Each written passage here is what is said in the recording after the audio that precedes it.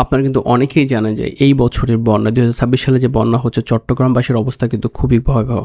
অতএব আমাদের সবার উচিত যে বন্যার পাশে তাদের সবার পাশে দাঁড়ানো। কিন্তু আমাদের সমস্যা হচ্ছে আমরা আসলে কীভাবে তাদের পাশে দাঁড়াবো। এই ভিডিওটা আমি সম্পূর্ণ ভিডিওতে এই বিষয়টা নিয়ে আলোচনা করব। আপনি কিভাবে একটা ভালো প্রতিষ্ঠান বা ভালো ট্রাস্টেড পারসনের কাছে আপনি কিভাবে তাদের জন্য সহযোগিতা পৌঁছে দিবেন।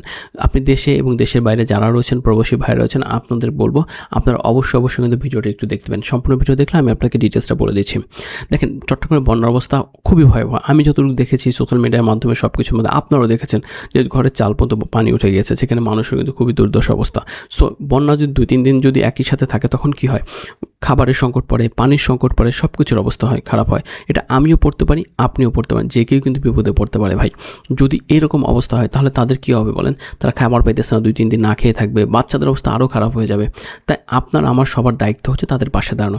কিন্তু সমস্যা হচ্ছে গত বছর যেভাবে মানুষ তাদের পাশে দাঁড়িয়েছিল এই বছর দাঁড়াচ্ছে না। তার একটাই কারণ, যে তাদের পাশে না দাঁড়ানোর কারণ হচ্ছে গত বছর যারা এই ধরনের সহযোগিতা করছিল তাদেরকে মানুষ ইচ্ছা মতো যা খুশি তাই বলছে বাটপার, চিটার, যা কিছু মন চায় তাই বলছে। কারণ তারা মানুষের পাশে দাঁড়িয়েছিল, বলছিল তোমার টাকাকে মেরে খেয়েছো, হ্যান্ড করছে।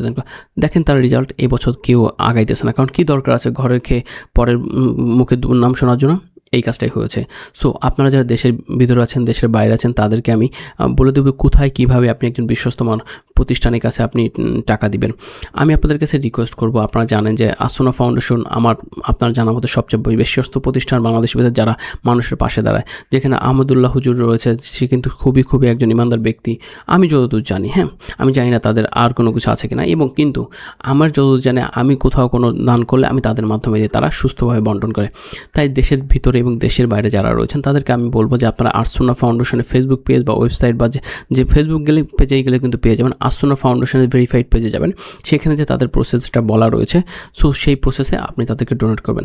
বিশেষ করে বিদেশি বা প্রবাসী ভাইরা যারা রয়েছে, আপনারা সব সময় সহযোগিতা করেছেন দেশের মানুষের যে কোনো বিপদে, যে কোনো কল্যাণে। আপনাদেরকে অবশ্যই সবসময় আমি সম্মান করি, সবসময় সেলিউট দিই। সো আপনাদের বলবো আপনারা প্লিজ তাদের পাশে দাঁড়ান। দেশের মানুষকে প্রত্যেকে বল, আপনি 10 টাকা পারেন, 5 টাকা পারেন, 100 টাকা পারেন, 1000 টাকা পারেন, যা পারেন চট্টগ্রামবাসীর জন্য দাঁড়ান। কারণ তাদের অবস্থা খুবই ভয়াবহ। কারণ চট্টগ্রামবাসী সবসময় দেশের মানুষের পাশে দাঁড়াচ্ছে, আপনারা কেন দাঁড়াবেন না বলেন? চট্টগ্রামবাসীর জন্য একটু দাঁড়ান।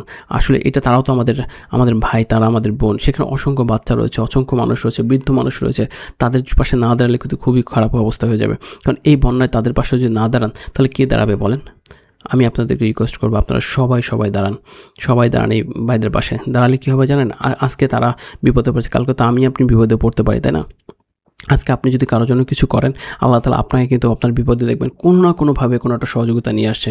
আর হ্যাঁ, এই ভিডিওটা যদি সবার যাতে জানতে পারে কীভাবে ডোনেট করবে, কী করবে না করবে, আপনারা কিন্তু একটু জানাই দেবেন। কারণ তারা জানতে পারবে যে সঠিক কোথায় দিতে হবে। সো আমি আপনাদেরকে আবারও বলছি, আপনারা আসোনা ফাউন্ডেশনে আপনাদের যে বন্যত মানুষের জন্য তাদের সহযোগিতা দেন। আমি যতদূর জানি যে তারা 100% বিশ্বস্ত এবং 100% তারা কিন্তু পরিপূর্ণভাবে সব কিছু সমানভাবে বন্টন করে দেয়। সো দেশের এবং দেশের বাইরে যারা রয়েছে ভাইরা, আপনাদের বলে বেশি শেয়ার করুন, বেশি লাইক এবং কমেন্ট করে ভিডিওটা সবার কাছে পৌঁছানোর জন্য সহযোগিতা করেন, যেন সবাই ডোনেট করতে পারে, সবাই যেন বন্যার্ত মানুষের জন্য, ভাই বোনদের জন্য সহযোগিতা করতে পারে।